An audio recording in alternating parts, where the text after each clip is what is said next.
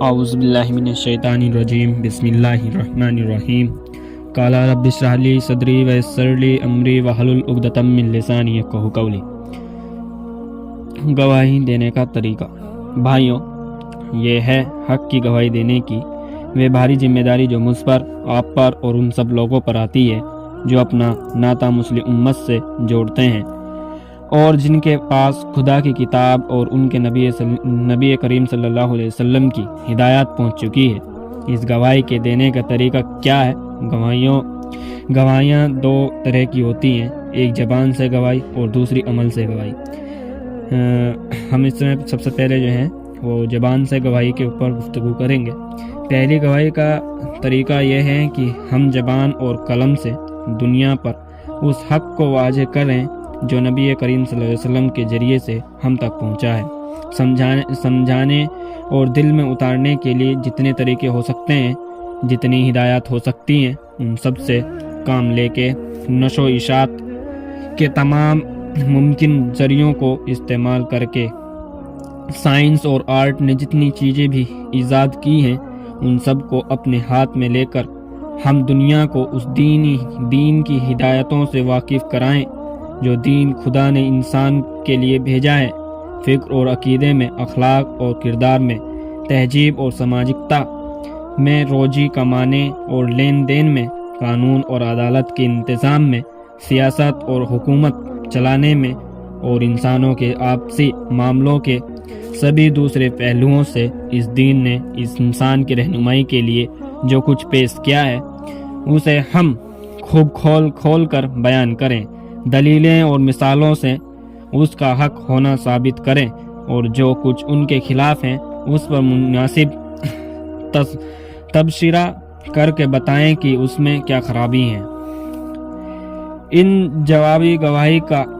حق اس سمے تک ادا نہیں ہو سکتا جب تک کہ امت اجتماعی طور سے انسانوں کی ہدایت کے لیے اسی طرح فکر مند نہ ہو جس طرح نبی کریم صلی اللہ علیہ وسلم نجی طور پر اس کے لیے فکر مند رہا کرتے تھے۔ یہ حق ادا کرنے کے لیے ضروری ہے کہ یہ کام ہماری سبھی اجتماعی سابی آرگنائز جتنے بھی جماعتیں ہیں ان کو کوشش اور قومی جدوجہد کو کیندر بندو ہو۔ ہم اسے اپنے دل اور دماغ کی ساری طاقتوں اور اپنے تمام سادھنوں، تمام سارے کے سارے ریسورسز کو اس کام پر لگا دیں۔ ہم اپنے سارے کاموں میں یہ مقصد ضرور سامنے رکھیں،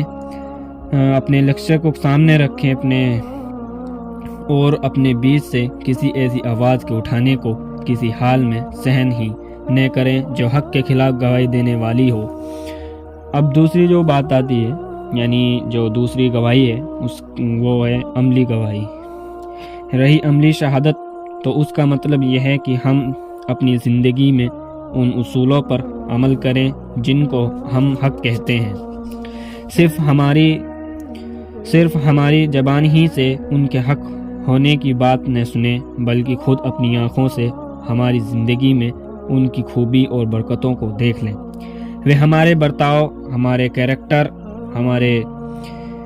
اس میں مٹھاس کا مزہ چکھ لیں جو ایمان کی چاشنی سے انسان کے اخلاق اور معاملات میں پیدا ہوتی ہیں۔ وہ خود دیکھ لیں کہ اس دین کی رہنمائی میں کیسے اچھے انسان بنتے ہیں،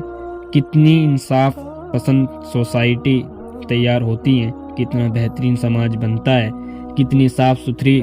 تہذیب سامنے آتی ہے، کتنے صحیح ڈھنگ پر علم، آرٹ اور ادب پروان چڑھتا ہے، کتنا انصاف اور ہمدردی والا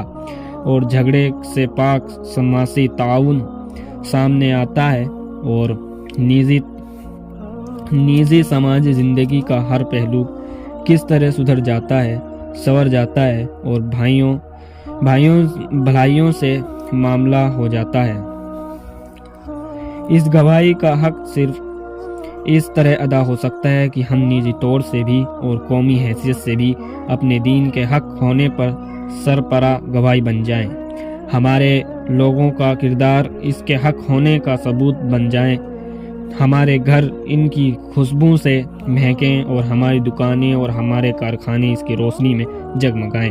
ہمارے ادارے اور ہمارے مدرسے ان کے نور سے روشن ہوں، ہمارے لٹریچر اور ہمارے اخبار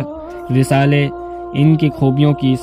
سند پیش کریں، ہماری قومی پالیسی اور اجتماعی کوشش، ہمارے پروگراموں کی کوشش اس کے حق میں ہونے کا خلاصہ ثبوت ہو۔